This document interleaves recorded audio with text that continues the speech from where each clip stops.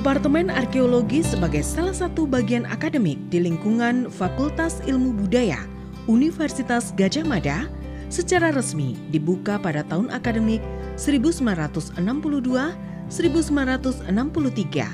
sebagai pengembangan subjurusan Sejarah Indonesia Kuno dengan nama Jurusan Ilmu Purbakala.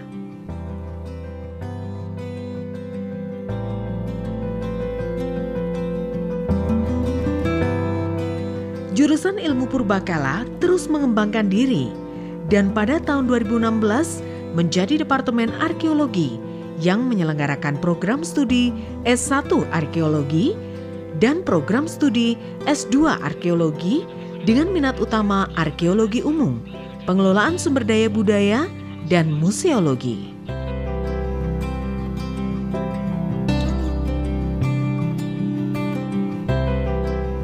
Letak Departemen Arkeologi Universitas Gadjah Mada berada di dekat situs-situs peninggalan purbakala. Hal ini mendukung dan memudahkan para mahasiswa dalam melakukan pengamatan dan kuliah praktek di lapangan.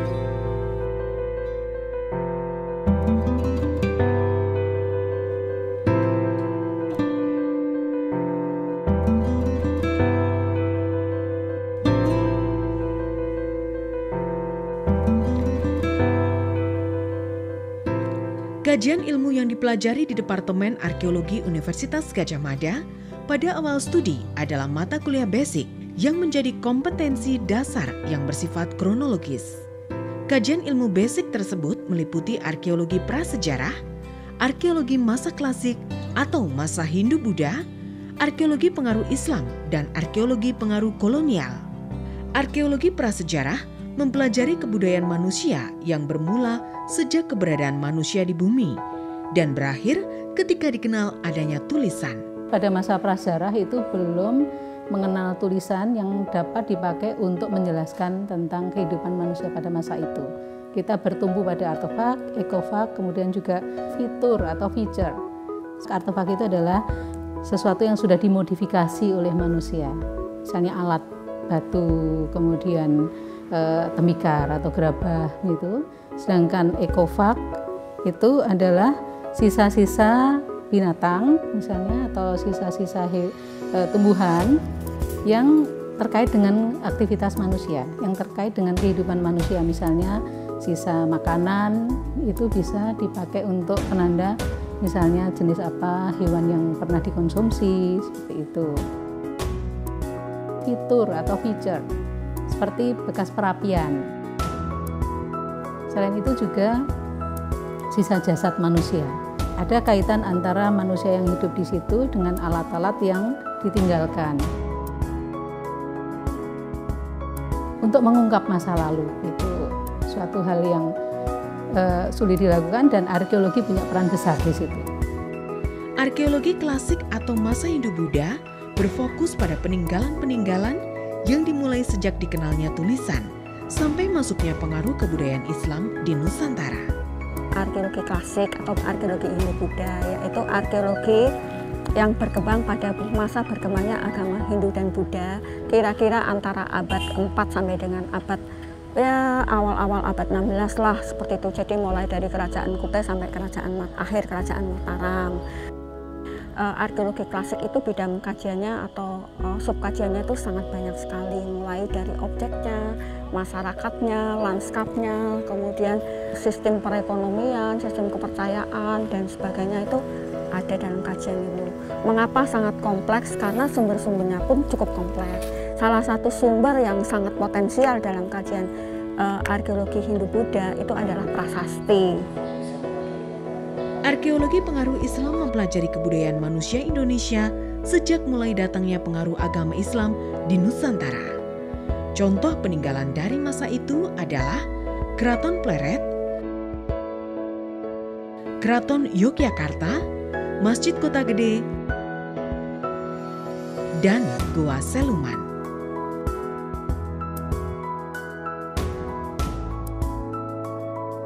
Arkeologi pengaruh kolonial mempelajari kebudayaan manusia Indonesia pada saat terjadi kontak dengan bangsa Eropa dan Jepang. Contoh peninggalan dari masa itu adalah Benteng Fredericburg, Gedung Bank BNI, Gedung Kantor Pos, Pabrik Gula, dan stasiun kereta api.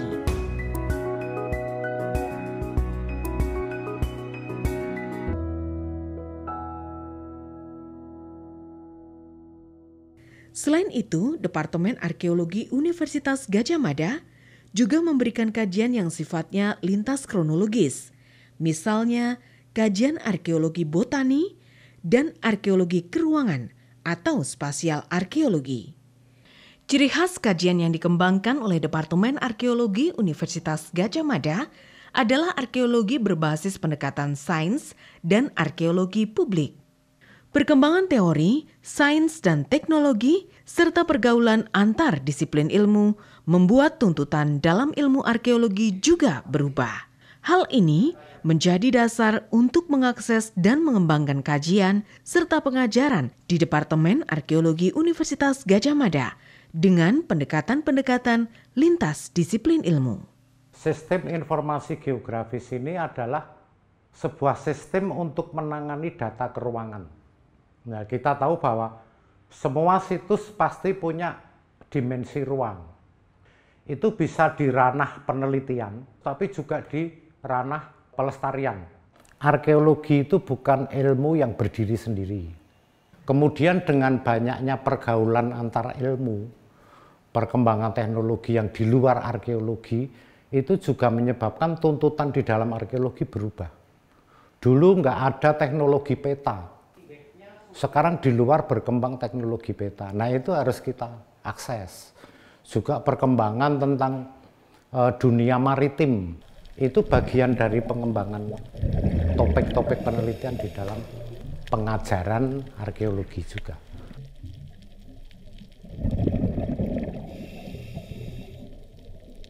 Pendek kata, semua perkembangan ini sebetulnya mengakses perkembangan dari sains dan teknologi.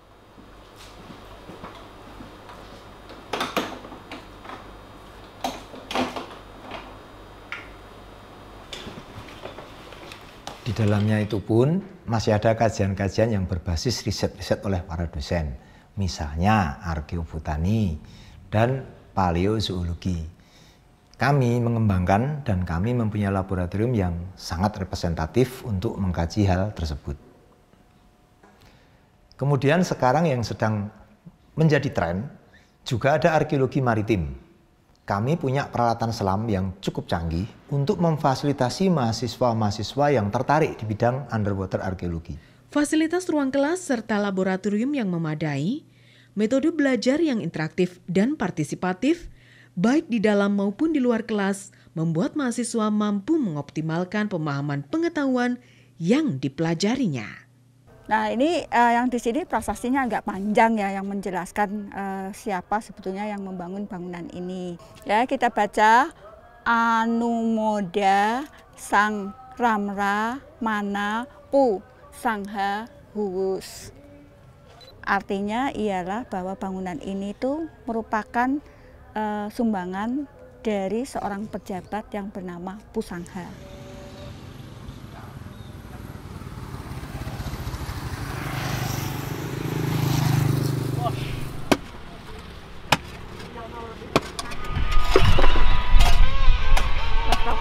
Sebetulnya arkeolog itu belajar dari bagaimana mengumpulkan data-data arkeologi. Setelah data arkeologi itu dikumpulkan, ada yang dianalisis dan sebagainya. Tapi objeknya sendiri kalau dia tidak menjadi bagian dari situs, maka dia bisa dikelola di sebuah museum. Nah, untuk memfasilitasi kajian museologi itu, Departemen Arkeologi itu punya 2 laboratorium. Yang pertama itu adalah Mandala Majapahit, yang kedua itu adalah Museum UGM. Sebagai laboratorium museologi, Museum UGM dapat digunakan oleh mahasiswa untuk melakukan praktek lapangan, misalnya praktek preservasi maupun praktek konservasi.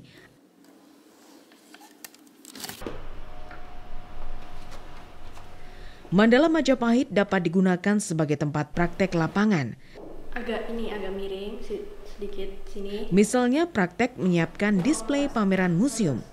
Para mahasiswa juga dapat menggunakannya sebagai tempat belajar dan diskusi tentang beragam informasi terkait Majapahit.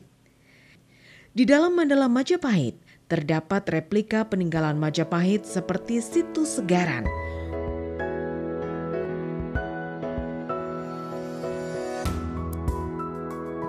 produk-produk gerabah, mata uang, celengan, buku-buku tentang Majapahit, dan foto-foto situs Majapahit.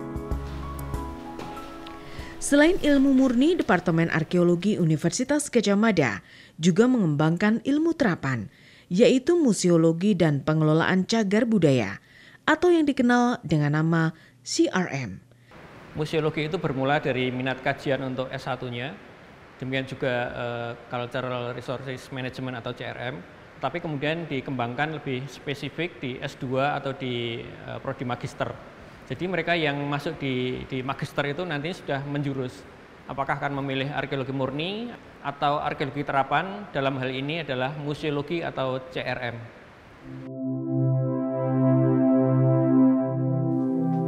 Untuk meningkatkan kualitas belajar mengajar di Departemen Arkeologi Universitas Gadjah Mada, kerjasama penelitian dengan berbagai universitas dalam maupun luar negeri, serta organisasi pengelolaan warisan budaya dunia juga dilakukan untuk meningkatkan kualitas dosen maupun mahasiswa. Dosen dan mahasiswa Departemen Arkeologi Universitas Gadjah Mada juga berperan mengajak masyarakat untuk menggunakan heritage sebagai sumber inspirasi, misalnya motif dari relief diaplikasikan untuk desain batik.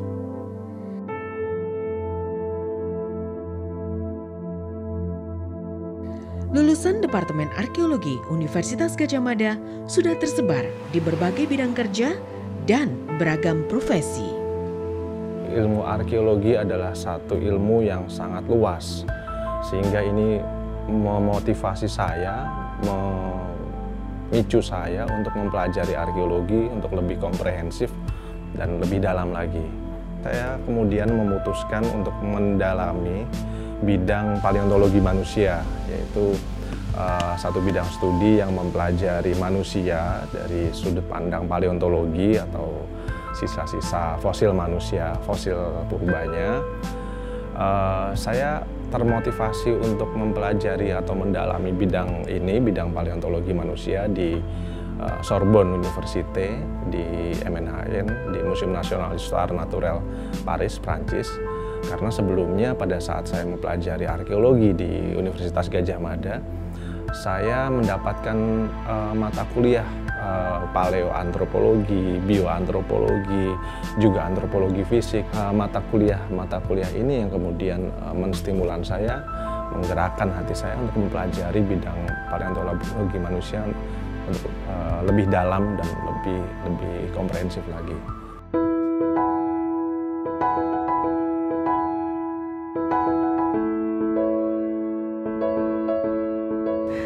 Departemen Arkeologi UGM menyelenggarakan pendidikannya berdasarkan hasil penelitian kebudayaan yang dinamis dan juga berwawasan kebangsaan yang berkelanjutan yang menginspirasi kehidupan masyarakat ya untuk dapat menyesuaikan diri dengan tantangan zaman yang ada saat ini. Oleh karena itu, kajian arkeologi di Departemen Arkeologi UGM tidak hanya sebagai ilmu yang merekonstruksi kegiatan manusia masa lampau, tetapi juga berusaha untuk meneliti kehidupan manusia pada saat ini. Hal itu penting karena kajian yang dilakukan atau yang menjadi fokus Departemen Arkeologi UGM itu dapat memberikan manfaat bagi kehidupan manusia tidak hanya pada saat ini saja, tetapi juga pada masa mendatang.